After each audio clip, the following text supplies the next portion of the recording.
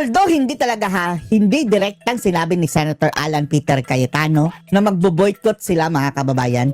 Pero if you read between the lines sa kanyang sinabi mga kababayan na ang ginagawa nilang ito, example kahapon mga kababayan na hindi sila dumalo, walang quorum mga kababayan, is a tool, parliamentary tool mga kababayan. Ginamit nila ito kagaya ng paggamit ng minority na nag-walk out para mapigilan kung anumang mga plano mga kababayan. Gagamitin din daw yan nila ngayon. At mukha mga kababayan, magbo-boycott sila ng sesyon hanggat hindi natutuloy ang flood control sa Blue Ribbon para hindi nila makaagaw mga kababayan ang komite sa Blue Ribbon sa Senado at matuloy ang flood control hearing sa Huwebes. Ayan.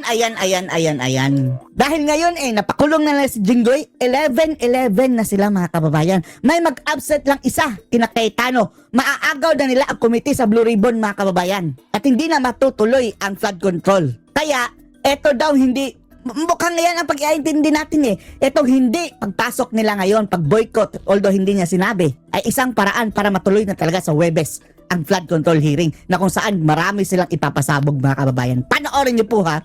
So today, I'm here to tell you some fundamental truth Ang about katotohanan. what is happening in the Senate and in our country. Let me start with the May 11 change in leadership, Yung nasipa nila si Tuta. and also on the walkout by the minority. In both cases, may objective. Nung May 11, kaya pala nandun yung NBI, Dahil pipigilan kaya ang pala botohan. pinapasok nung mga nasa majority noon at nasa minority ngayon, ayaw nila magkaroon ng palitan ng leadership. Ang sinabi nila na hindi katotohanan ay dahil daw to sa impeachment. Pero yung pala, eto'y tungkol sa maraming bagay, kasama po na magkaroon ng independent, impartial Impartial. impeachment. But also, ayaw na magkaroon ng hearing sa Blue Ribbon na kung saan lalabas ang buong katotohanan. Ayan. Sana nga wala nang mga kababayan makakapigil dyan sa Blue Ribbon na yan. Marami pang ibang issue na sa mga susunod na araw ay pag-uusapan. We're listening to you, we hear you, na ang pangunahing issue ay trabaho, ay kita, ay ang taas ng presyo, yung araw-araw na kabuhayan ng ating kababayan. Yan po ay pinakamalaking issue. Ang ating spiritual, physical, financial survival is always a priority. Pareho din sa health po yun. Yun po ang speech ko nun. Na ang ating spiritual health, physical health, mental health, financial health ay napaka-importante at dapat we look at the bigger picture. Pero tignan nyo po, para siguraduhin na mapagsilbihan kayo ng bagong majority, we want to make sure that kahit anong gawin ng outside forces, Yun mga kababayan, sinabi ni Roque. Si Lisa Araneta pala mga kababayan ang nang blackmail kay Jinggoy. maging administrasyon o yung 11, nandyan yung 13 or at the very least 12. Para yung sinasabing subukan naman natin, ito. Masubukan nyo kung anong madideliver namin sa inyo. Ang problema, for the last 3 weeks, walang ginawa kung hindi takutin kami, i-twist ang aming arm, opera ng kung ano-ano para lumipat sa kanila. Senator Alan, ibulgar nga yung nakikialam na palaka on record, please. Na siyang nananakot sa inyo. I'll go back to that later on. What's my point? You want an independent Senate. Our Constitution provides for the separation of power. Bakit separate? Because they are interdependent, but they are independent. Ibig sabihin po, one cannot survive without the other. Hindi naman po pwedeng walang judiciary. Hindi pwedeng walang executive department. Pero hindi naman po pwede po na executive department lang at puppets lang po ang nasa judiciary or in this case, the legislature. Diktadura na yung ganyan. So, nung nag-walk out po sila, ano sabi nila? Nautakan ang majority. Gamit ang rules ng minority. Nagyabang sabi sila. Nila, master ang play ni Senator Tito Soto dahil alam niya yung rules. Ayaw po nila Tuta. na magkaroon ng online dahil sa bibig na rin nilang nanggaling. Kulang sila sa Sabi nga numero. nila, ang isda sa bibig ng gagaling. Oh, sa bibig nahuhuli ang isda, mga kababayan to, di ba? Kung magbingwit ka, nahuhuli ang isda sa bibig. May ikukulong daw. Bakit nila alam yung timing sa kulong? Advance ba Sinabi nila ni mga Senator kababayan? Jinggoy. Na alam. Hindi lang ngayon nangyari sa kanya yan, since February. Wala na daw kaso, pag siya po ay sumunod sa kanila. In this case, lumipat. So sabi ni Senator Jinggoy, sa Good susunod job, Jinggoy, kabanata ha? na lang, sasabihin niya po or sa kanya Ngayon, niya sasabihin po ano sabihin mo ebidensya na, niya kung sabihin mo na Hindi ngayon. hearsay sa akin to dahil napakinggan ko yung ilan nilang conversation. So alam ko for a fact na totoo na binabargain ang kanyang kaso, mabalik lang ang majority sa ngayon na 11 o minority. Kaya parang 11? ulit, huwag kayong magpa-11 sa 11. Sabi nila ngayon, paano na yan? 11 na. So isisimplify ko po ha. 11. Ito po yung main message ko ngayon. Isisimplify ko po ha. Main message na nakaugnay sa truth. Truth. Nag-walk out sila dahil ayaw po nila na makaboto yung ilan naming mga kasama. Yun po, sa kanila mismo nanggaling yon. Objective ng walkout nila, sila ang maging majority. So ngayon naman po na walang quorum at walang session yesterday and today, may kasamang mga protesta yon. Protest against a puppet Senate na gusto nila. But it is also a parliamentary tool to ensure na tuloy ang Blue Ribbon here. Ayan, halaka. Mukhang walang quorum, mga kababayan, hanggat hindi matutuloy ang Blue Ribbon. Thursday. Ulitin ko po ha. Halaka. Ginamit nila yung parliamentary tool na walk out Oh, para po hindi matuloy ang pag-change ng rules. So ngayon po ang majority gagamitin ginagamit din. din po ang rules sa tama, morally, legally. Hala, mukhang walang mga kababayan. Magbo-boycott na naman hanggat hindi ang Blue Ribbon. To ensure na hindi agawin ang mga committees para po matuloy ang hearing ng Blue Ribbon sa Yan! Thursday. At I love it! ang iba't iba pang mga importanteng hearing sa bawat committee. Yes, you heard me right. Sa kanilang official or unofficial spokespersons, no? Meaning sila mismo or yung mga avatar nila or yung Avatar, mga vloggers, formal, informal, PR spokesperson ang nagsabi na sa 11/11 umabsent lang yung isa, mag-abstain lang yung isa, they can move.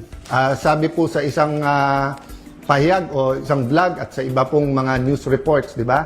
Pwedeng maging lame duck Senate President, si Alan Cayetano. Taga-Sagig at Pateros po kami. Kahit lame Tapos tuta, yan? Hindi yan lane? duck, lumalaban pa rin. No? So alam po namin plano nila. Ang plano nila, abangan, tanggalin ang mga committee sa legitimate majority. Why do I say legitimate majority? In a completely independent Senate, 13 is 13. So ngayon, mga kababayan, tuloy ang hearing. Hindi sila papasok para walang quorum. Kahit nasa abroad, kahit fugitive, kahit na nakakulong. In a democracy, you cannot say, I love democracy. Tapos pag minority ka, gusto mo, ikaw masunod. Pag minority ka, you have a moral influence to try to influence the majority. But you cannot supplant your decision for the decision of the majority. We have the majority. 13 elected. Oo, tapos pinilit talaga, binraso nila, mga kababayan, yung mga kalaban nila. Senators out of 24. Actually, 14 kami na pressure nila yung isa. 14 pala. Sino ang isa? In the future, I can show you paano siya tinakot and I can show you kasama talaga namin. Ang problema nga tinakot at ang Sino yung isa? pihit ngayon pagkakulong ni Senator Jinggoy ay ginagamit nilang panakot sa iba. Don't get me wrong, ha? I'm not blaming the Sandigan Bayan or the law or legal processes. I'm saying later on it will be revealed that they abused the Blue Ribbon Committee, they abused, di ba, yung paggamit sa investigation ng DOJ at Ombudsman. I won't go there right now because I want everyone to fully understand the situation. The situation now is that we want an independent impeachment. Magaganap po yan. Walang mga scheme, sinister plot. Basta kung anong ebidensya, lalabas yung ebidensya, and I will correct kung totoo yung reports about one senator na pag sila daw majority, malalatag nila ebidensya. Hindi po. Oh, liar! Ang prosecution dapat ang lumatag ng ebidensya nila to convict. Ang defense ang dapat lumatag ng ebidensya nila para ma-acquit. Ang senator judges ay dapat mag-examine ng mga ebidensya. Okay? So, in accordance with the rules, and there are rules of evidence, so people will be able to judge us. So that's one important thing, the impeachment. The other important thing is yung ekonomiya natin, presyo. So in the next few days, we will be announcing to you the hard work that we're going to do in the different committees to help address inflation, to help address ang problema sa production sa agriculture, to help address yung mga walang pera sa pagpapagamot. After summer, pasukan. To help address the problems of K-12, to help address the problem ng mga gustong mag-aral, hindi makapag-aral. There are many, many other problems in between that. Sa kabuhayan, marami sa ating mga kababayan sa Middle East, may problema sa trabaho or sa kita. Marami sa ating importers, sa taas ng dolyar ngayon, nahihirapan. So napakaraming problema. But if we allow the flood control issue, the biggest corruption issue in The biggest our corruption history, in the to go history of the unchecked. Philippines. Let me throw you this question. Alam niyo na ba kung ano talaga ang scheme o scam sa flood control? Ilan ba talaga ang ghost? Ilan ang hindi ghost? Oh. Ilan ang substandard? Bulacan lang ba? O maraming Hindi. lugar sa ating bansa? Napakarami. Senador lang ba? May congressman? May cabinet member ba? May mastermind ba o wala? Ano yung real numbers? Sa 1 trillion a year, sa 2023, 24, 25. Ano ba dyan ang tama? Ngayon ba? Wala na bang corruption ngayon sa infrastructure problem? Ang dami. Kamusta ang ating flood control? Pag umulan ba ng malakas ngayon, makakasiguro tayong hindi babaha? So, ang Bumaha dami na pong nga. tanong. Hindi po ito masasagot kung wala tayong independent, impartial na hearing. May hearing ang ombudsman. Ayan. So, mukhang hindi sila papasok, mga kababayan. Nag-umpisa na ba? Wala eh. So far, mga kababayan, wala pang nandun. Hindi sila papasok hanggat hindi mag-uumpisa ang Blue Ribbon. Investigation at hearing ombudsman at DOJ. But what about the Blue Ribbon Committee? We gave Senator Lacson a chance. Napakatagal yon.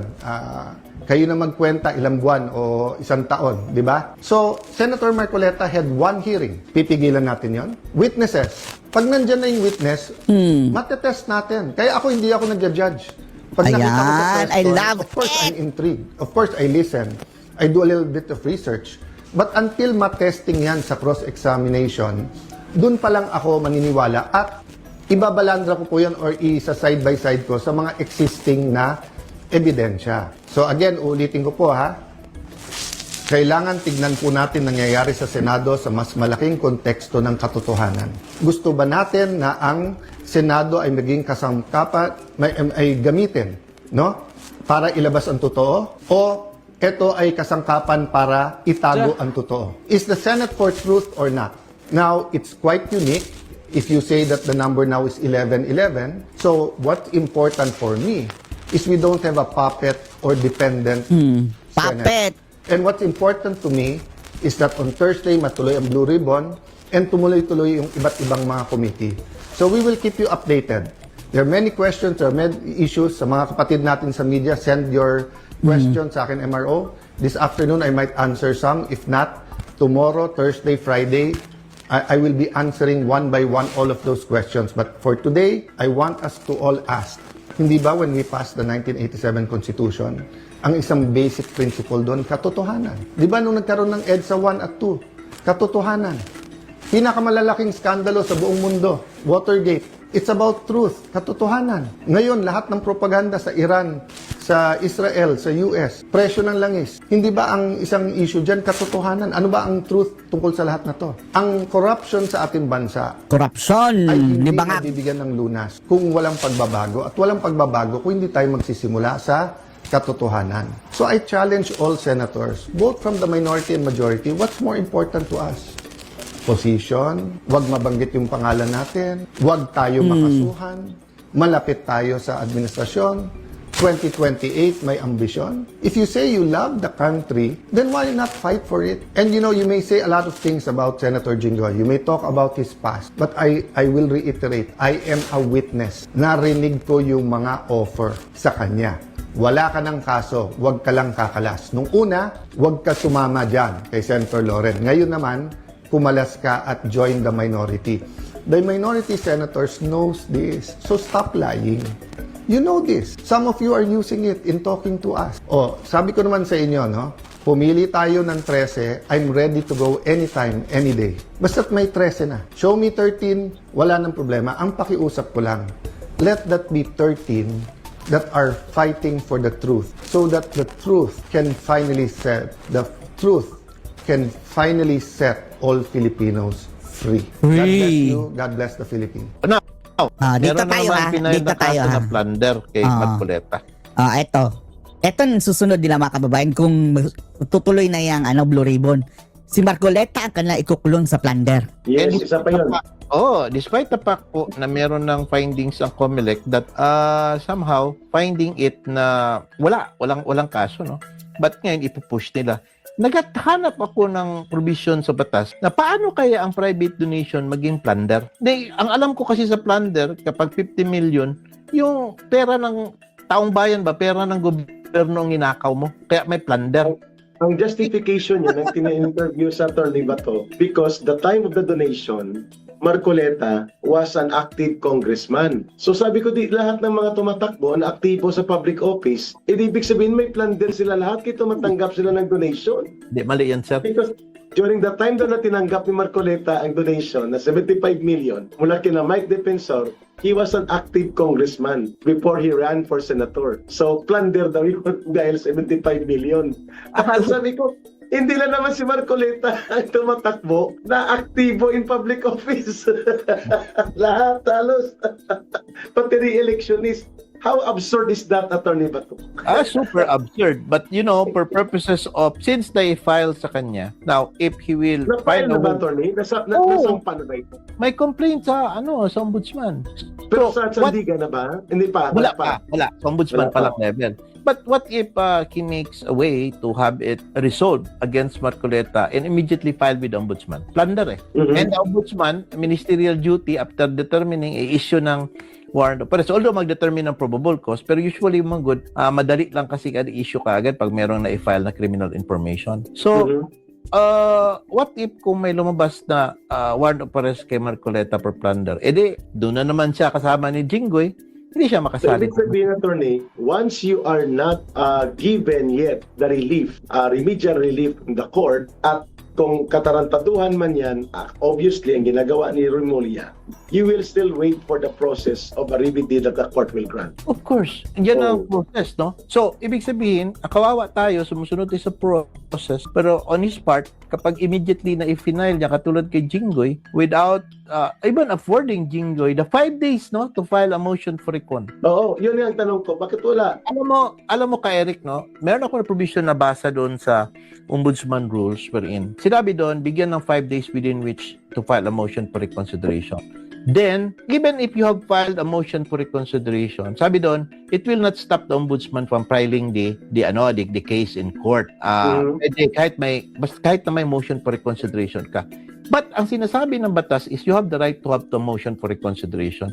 Yun po ang hindi na nabigay. Oh. Kasi kung nakafile po ng motion for recon si Jinggoy at pinile pa rin niya, okay lang. Kasi nag-follow dun sa rules na yon. But the fact na hindi niya man binigyan ng 5 days na mag-file ng motion for reconsideration, that is a procedural flaw. Kaya nga, sabi ko, dun, kung ako ang defense counsel, doon ko siya pukpukin. Doon ko siya i-attack. And if element of due process, no? Kung hindi ka nga naman Can it be elevated directly to the Supreme Court or to the Sandigan Bayan mo yan? Sandigan Bayan, kasi sila man ang mag-hear niya. Yan muna. It may be a ground to suspend the proceedings or the quashal of the complaint. And hindi naman siguro ang Sandigan makita naman talaga ni tatlo good justices yan. Imposible naman makita yung case na yan kay Eric, no?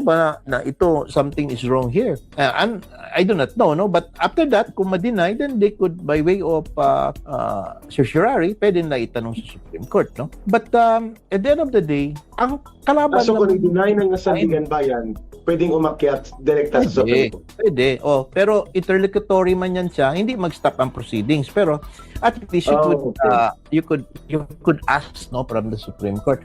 Pero ang aking point is that habang ginagawa yun na pasukin ng all legal remedies ng mga abogado ni Jinggoy Estrada, ang tanong po, saan si Jinggoy? Andun. Hindi makaten sa Nakakulong. So, ibig sabihin po, whether or not manalo si Jinggoy and hindi, it doesn't matter.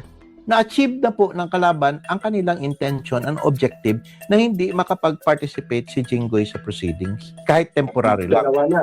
Yes. Which brings me to my question now.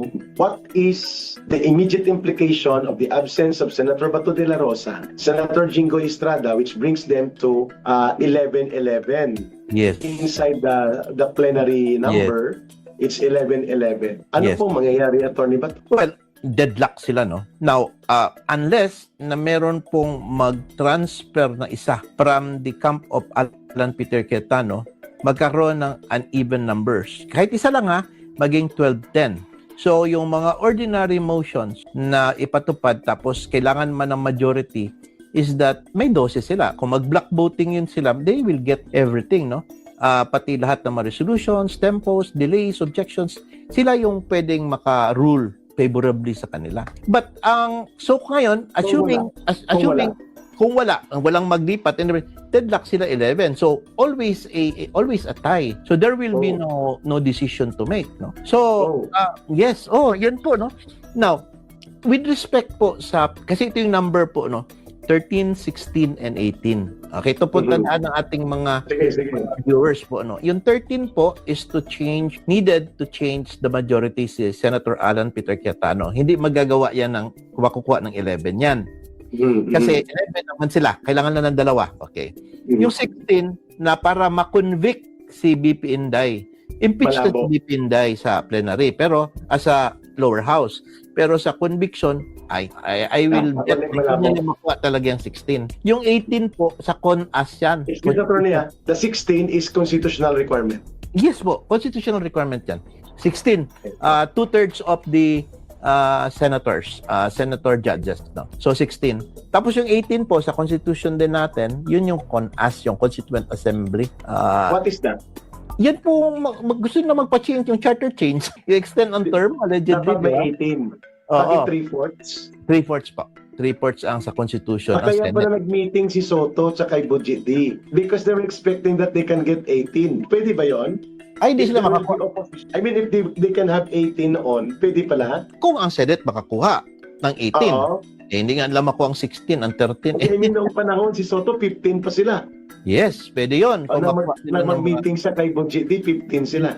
Now si Boji po, kasi voting separately yan eh. Ang lower house at upper house magbo-vote. Si Boji, kuha talaga niya yung mga senators eh. Kailangan lang niya is 239 to have this. Tapos, 257 ngayon nag-file ng impeachment. So, ibig sabihin, kuha niya. Ang problema sa Senate, kailangan man din ng 3/4. Hindi man lang makuha ang 3/4 kay 18 man na senators. So, constitutional din yan na requirement. Constitutional requirement under the Constitution. So, yun. So, malabo ito. Ang 18. Malabo yung tatlo. Malabo. Malabo din ang 16. Malabo din. Ang 18, malabo din. But, with respect sa quorum, kasi ito sa quorum ngayon, majority of the people, of the senators present, mag-constitute ang quorum na 13. Okay. 13. Now, 11 po sila, 11. Suppose, nahuli na lahat, nahuli na talang kay Eric. Naiwan is 6 na lang sila. Yan man ang competition ko nakita. Talaga sila, Bongo, wala na, 6 na lang. So, kung mag-session sila, that would mean 11 plus 6, 17, quorum sila, correct? Quorum.